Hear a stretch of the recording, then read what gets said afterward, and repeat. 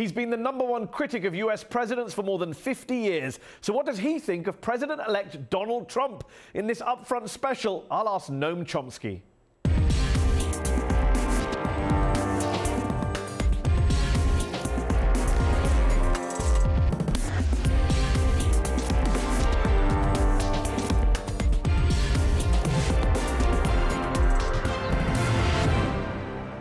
Noam Chomsky, thanks for joining me on Upfront.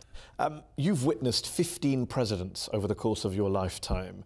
Is the 16th, is Donald Trump the most peculiar, perhaps the most astonishing choice that the American people have made during your lifetime, in your view? He certainly is off the spectrum. There's never been anything like him. In what specific sense do you think there's been nothing like him? Well, for one thing, he has no background at all in any political activities, never held office, been interested in office. He has no known political positions. He's all over the map in his comments. He's basically a showman. Some are worried that he's more than just a showman, that he's a dangerous individual. Some say that you predicted Donald Trump back in 2010 when you said, quote, "If somebody comes along who is charismatic, this country is in real trouble because of the frustration and justified anger." You said, quote, "Illegal immigrants and the blacks will be targeted, and, quote, we will be told that white males are a persecuted minority, people will be beaten up, and if it happens, it will be more dangerous than Germany." You sound almost prophetic there. Is that the path that the United States is now on in this new Trump era, what you predicted back then? Well, I wouldn't compare it with Weimar Germany. Hitler was a sincere, dedicated ideologue. Trump isn't. He has no known ideology other than me, you know. But up to the last phrase, the description is pretty accurate. But when you have white nationalists like Steve Bannon appointed to the White House as chief strategist, at this past weekend in D.C., you have basically neo-Nazis turning up in Washington, D.C. to have a rally saying, "Heil Trump." He may not be an ideologue or a neo-Nazi, but clearly he's energizing and emboldening people who are. Not just in the United States. If you look at the European reaction, every far-right, ultra-nationalist, neo-Nazi was greatly encouraged and excited by his victory, thought it helped them. Whether he'll go in that direction, we don't know. You've spent decades critiquing US presidents. You once famously remarked that if the Nuremberg laws were applied, then every post-war American president would have been hanged. Given the impending arrival of Donald Trump in office, some might say, is it time for you to say, actually, I was a little hard on the people who came before Trump, because Bush, Reagan, Nixon, however bad they were, they weren't on this Trump level of, some might say, insanity? Well, on the issues of intervention, international violence, and so on, it's not very clear what his positions are. They've been all over. He is in favor of a substantial buildup of the American military. He claims, ridiculously, that it's decaying and depleted. In fact, it's far beyond any military in the world in technological advance, in the amount of spending and so on. But it will be undoubtedly. He's also said stuff like, "I would take the oil, I would bomb the hell out of ISIL, kill the families of terror suspects, bring back torture." I mean, this is stuff that some presidents have done, but no one's ever talked about it as gleefully and openly as this president. But on the other hand, he's also talked about reducing tensions with Russia, which is probably the most dangerous flashpoint in the world on the Russian border. So it's hard to predict. In fact, the most predictable aspect of Trump is unpredictability. I think it's dangerous, very dangerous, but I doubt that he's... But just to take a kind of historical perspective, given you've been on the scene watching and writing about president after president for decades now, cast your mind back to the similar period under any other previous president-elect. How worried were you compared to now? I'm just trying to get to a sense of how unique you think this moment is. Well, it may surprise you, but one of the presidents who worried me most was Kennedy. And in fact, Kennedy brought us closer to nuclear destruction than anybody. Whether that'll happen with Trump, we don't know. But it's certainly extremely hazardous to have an ignorant, thin-skinned megalomaniac who sends off Twitters at 3 a.m. if somebody angered him. On Russia, a lot of people do welcome a kind of another reset of relations, an improvement of relations between the US and Russia. You clearly do. But a lot of people might say it shouldn't be done on these terms. Yes, we should have better relations between the US and Russia, but not because the President of the United States may be compromised by his business interests in Russia, or because he thinks that the Russian president is a great guy, a strong leader. Vladimir Putin, a man you told me a few months ago when we spoke, he's not a nice guy, horrible leader. You yourself said that. Clearly, that's not the right way to do a reset of relations, is it, on those terms? It's not first of all, we don't know what's in his mind. I suspect he doesn't know what's in his mind. It's, as far as we know, pretty vacuous. Almost anything comes out. But anything that would reduce the growing and dangerous and severe threat of nuclear war is to be welcomed. It's nice. It would be a nice thing if humanity could survive. A major war between United States and Russia would be the end. And the tensions are developing. Both sides are carrying out provocative acts, military buildups on both sides, close confrontations, jet planes buzzing each other and so on, NATO military operations a couple hundred meters from the Russian border, the Russians putting missiles in Kaliningrad. All of this is very dangerous. Steps taken to reduce the tensions, to turn, in fact, partly return to more amicable relations. And if those amicable relations involve NATO kind of falling apart, Donald Trump has basically said he's not really interested in propping up NATO, funding NATO in the same way that previous US presidents have. You've never been a fan of NATO. Is that somewhere you find yourself on the same page as Donald Trump? Well, sometimes he says things that I would say, but for totally different reasons. First of all, he's not calling for disbanding NATO. What he's calling for is getting other NATO countries to pay more. Yeah. What he's talking about, in fact, is expanding NATO. But he's also questioned the whole solidarity concept of coming to the aid of a NATO ally. He has done that. He said that, and he said everything else you can think of. So if you were a Latvian or a Lithuanian, you wouldn't be worried about your security or independence under a Trump presidency? If I was a Latvian or Lithuanian, I would be worried about the buildup of NATO forces on the Russian border. You wouldn't be worried about Russian tanks coming across the border, given what's happened in Ukraine, Georgia? That's what might lead Russian tanks to come across the border. You don't think Vladimir Putin has any expansionist aims independent of NATO? Not that we know of. There's no evidence for it whatsoever. None? None. In fact, even Ukraine. Ukraine was a reaction to what amounted to a coup that overthrew the government. And recall that NATO had actually offered Ukraine, had invited Ukraine to join NATO.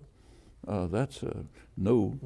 Your critics would say you're underestimating Vladimir Putin. You're giving him a pass. This is a guy who domestic critics in Russia say is authoritarian, is expansionist, does want to use foreign wars as a way of distracting from domestic crises, just like many authoritarian leaders in the West have done. People say many things, but I'm looking at the facts. The facts are he's annexed Crimea. There's no justification for that, is there? Whether there was a justification or not, no, I don't think there was justification, but we understand the reasons. It's NATO. No, it was the reaction to what happened in Ukraine. And for example, is there justification for the United States holding southeastern Cuba? No, none whatsoever. But that doesn't mean the United States is going to immediately go to war to conquer the world. Okay.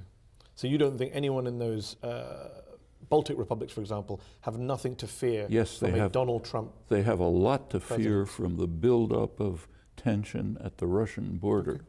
Okay. If there ever was a confrontation, they'd be wiped out. Okay. Do you believe, as the US intelligence community and plenty of US investigative journalists have pointed out, that Russia tried to undermine the US election through hacking, through leaking, through deliberate disinformation? It's possible, but it's a kind of strange complaint in the United States. The US has been interfering with and undermining elections all over the world for decades and is proud of it. So yes, maybe they're doing it too. Noam Chomsky, on the subject of the media. You've been a long-standing and famous critic of the US media, of the corporate-controlled media, of the way in which it, quote-unquote, manufactures consent for US capitalism, US imperialism. How responsible do you think the media was for Donald Trump's victory, for the Donald Trump phenomenon as a whole? They gave him enormous publicity, essentially for the reasons that the chair of CBS pointed out. It's great for our ratings. We get a lot of ads. But that's not the most serious thing by any means. The real treachery of the media in this election was to avoid issues totally. Take a look at the massive coverage, huge coverage, practically nothing like it, especially on November 8th. One thing was missing, issues. And in fact, on November 8th, it was pretty dramatic, because actually two events took place on November 8th. One was the American election. The other was the international conference at Marrakesh on survival of the world. And on November 8th, the World Meteorological Organization delivered a study with dire reports on the nature of the climate danger. That wasn't even reported. But that's typical all through the campaign. And on Trump specifically, and we'll come back to climate change, he's now been attacking the media since being elected. He threatened new libel laws. He hasn't held press conferences during the campaign. He incited his supporters against journalists who were at rallies. Their physical safety in some cases was endangered. Surely even you would stand with a flawed corporate media against a Trump administration that tried to bully or intimidate the press. Or any other intimidation, wherever in the world. Journalists should be protected. But that has nothing to do whatsoever with the failure of the media. Completely agree. Okay. Completely agree. And on the issue of free speech now, in terms of people are worried about the climate of intolerance, what's going to happen to dissent under a pretty authoritarian administration, how worried are you? Not very. I think there have been, actually I think it was worse in earlier years. There's been real gains in protection of freedom of speech, and I think they're pretty deeply embedded, and my suspicion is that though there will be attacks on freedom of speech, my own feeling is they are not likely to get very far. And does the rise, there's been a lot of coverage of so-called fake news online, of fake stories that have gone viral. Does the rise of so-called fake news, of a post-truth climate people are talking about, especially online, especially on social media sites like Facebook, does that worry you as an educator, as a public intellectual? How do you combat that?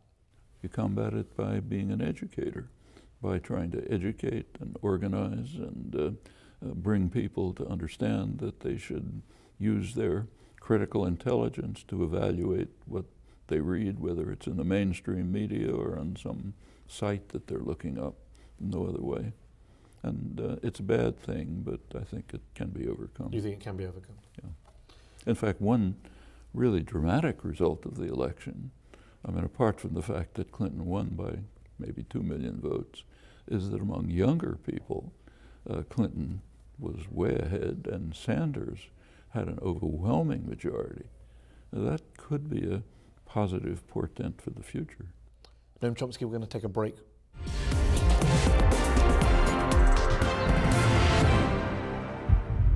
So who are the people who put Donald Trump in the White House? Is this a revolt of the dispossessed, of the left behind, of globalization's losers? Is it a backlash against free trade? Some of the top voices on the US left seem to think so. But what if the economy isn't the main driver? What if it's racism and racial resentment that helped put Trump in the Oval Office? What if it's the white lash? Build that wall! Build that wall! USA! USA! Get out! That's economic anxiety? Just look at the evidence. First off, exit polls from the primaries found the median household income of a Trump voter is well above the national average. And the exit poll from the presidential election confirmed Hillary Clinton won the majority of voters earning under $50,000. In addition, a massive pre-election Gallup study found living in areas more exposed to trade or immigration does not increase Trump's support. Second, people of color in the United States, especially black voters, are far worse off economically than their white counterparts. If it's all about income and jobs and trade, why did people of color vote overwhelmingly for Clinton, not Trump? Or does their economic anxiety not count? Third, just listen to what Trump voters actually say about why they support him. One study found that the easiest way to identify if someone supports Trump over Clinton is to ask if they think Barack Obama is a Muslim. It's more accurate than asking them whether they're Republicans. That study also found factors like economic pessimism and income statistically insignificant to Trump's rise. Other studies found a strong relationship between anti-black attitudes and support for Trump, with Trump supporters more likely to describe African Americans as criminal, unintelligent, lazy, and violent, more likely to believe people of color are taking white jobs, with a majority of them rating blacks as less evolved than whites. Do I really need to go on? Oh, but what about all the low-income white voters that Obama won in 2008, but Trump won in 2016? A, there's no evidence that it's the same white people who voted for Obama that voted for Trump. We just don't have that data yet. B, Democrats lost more votes in counties where white income growth was highest than where it was lowest. And C, Obama wasn't running against a candidate who engaged in the textbook definition of racism and had a long history of anti-black bias. Look, there are multiple reasons why Trump won: a flawed Democratic candidate and low Democratic turnout, the whole email issue, and yes, of course, the economy played a role. But to focus all or most of our attention on income inequality and the left behind, real issues which need addressing, doesn't tackle the racist elephant in the room. And yes, I accept not all Trump voters are racist, but the racists did vote for Trump. Plus, as one very viral tweet aptly put it, not all Trump supporters are racist, but all of them decided that racism isn't a deal breaker. And so we have a situation where in January, the first black president of the United States will hand over to a president endorsed by the KKK. But apparently it's the economy, stupid. I don't think so.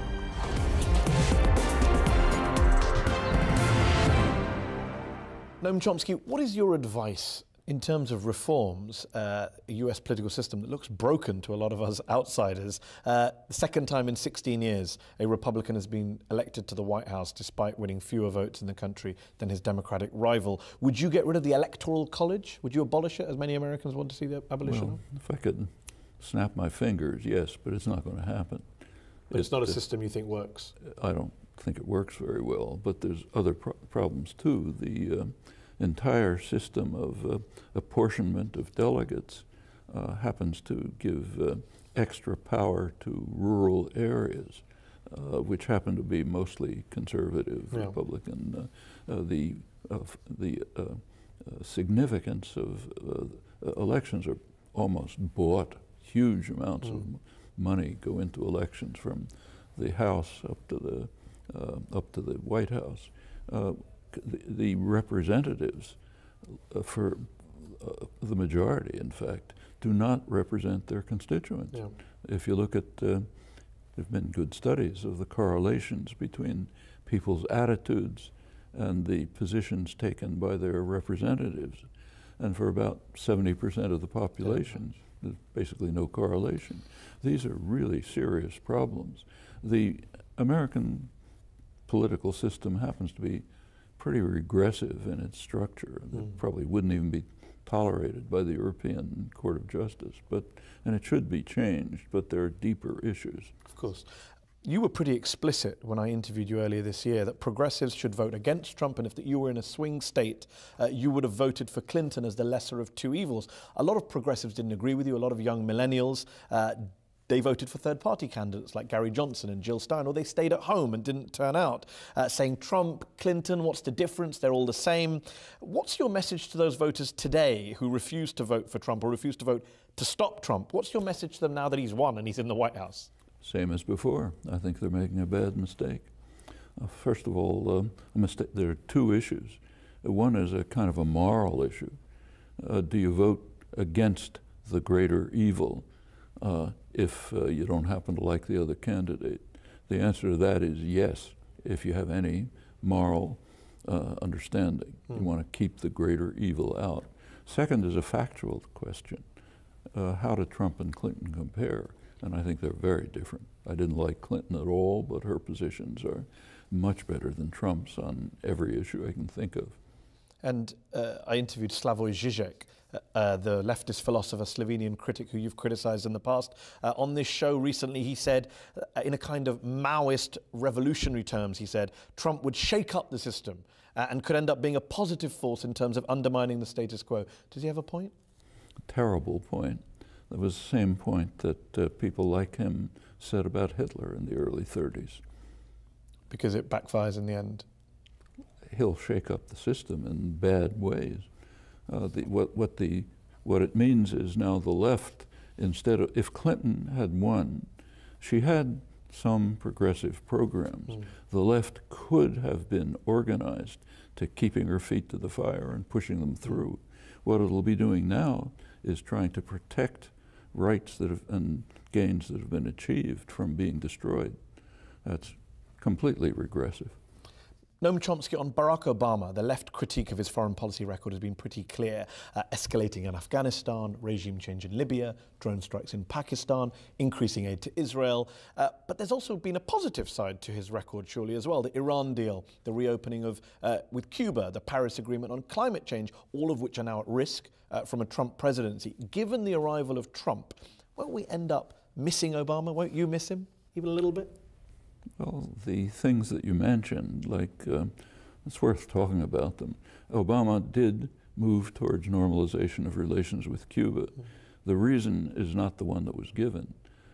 The reason was the United States was becoming so isolated on the hemisphere that it was on the verge of being literally kicked out of hemispheric meetings. So it was good to make those small steps, much too small. On the climate change issue, the Paris negotiations were a step forward, nowhere near enough, and that's in great danger now. The Iran deal, there's a lot to talk about, but it's better to have the deal than not. And if Trump withdraws from it, could be many things could happen. So regardless of his intentions, he did make small positive steps, as you say. There were. So surely when you look at Donald Trump in the White House, are you going to look back with some fondness on Barack Obama with some hindsight? Not fondness, but opposition to what Trump will be doing. There are also some very ugly aspects of Obama's policy. I pointed some of those out, of course. Well, like the global assassination campaign. That's a form of international terrorism we haven't seen before. Undoubtedly so. And on Israel, of course, the Obama administration has been accused of being anti-Israel. He's had a personal falling out with Benjamin Netanyahu. But when you look at military aid, it's gone up. When you look at settlements, they've gone up. What is Obama's record on Israel going to be? Obama's record on Israel was pretty awful, and Trump's is worse, considerably worse. So far, at least, what he and his spokesman have said is that basically the settlements are not an obstacle to peace. They're legal. Go ahead. Israel's already reacting instantly. The Israeli right is overjoyed. They're considering a law, it's in the Knesset right now, that would legalize retrospectively settlements that even they had regarded are illegal, and looks like carte blanche for the settlement movement.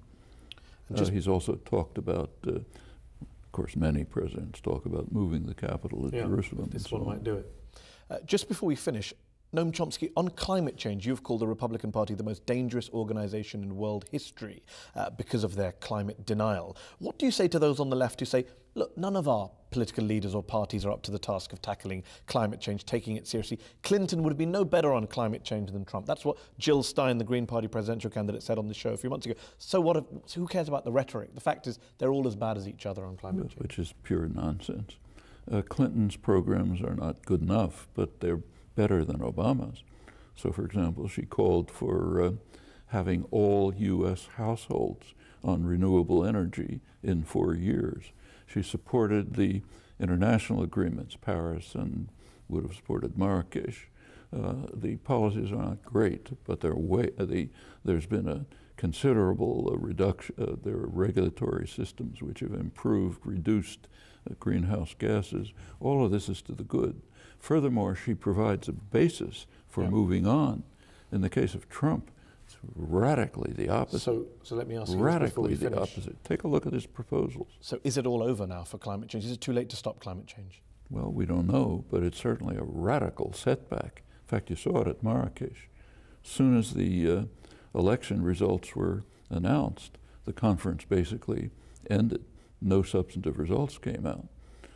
This is a man, and it's not just him, it's the whole Republican Party. Every single candidate in the primaries either said it's not happening or we shouldn't do anything about it. Trump's position is more fossil fuels, eliminate regulations, even coal, refuse the payments, promised payments to countries trying to move to sustainable energy. To claim that this is the same as Clinton's programs is just madness in my view. Noam Chomsky, thanks for joining me on Upfront.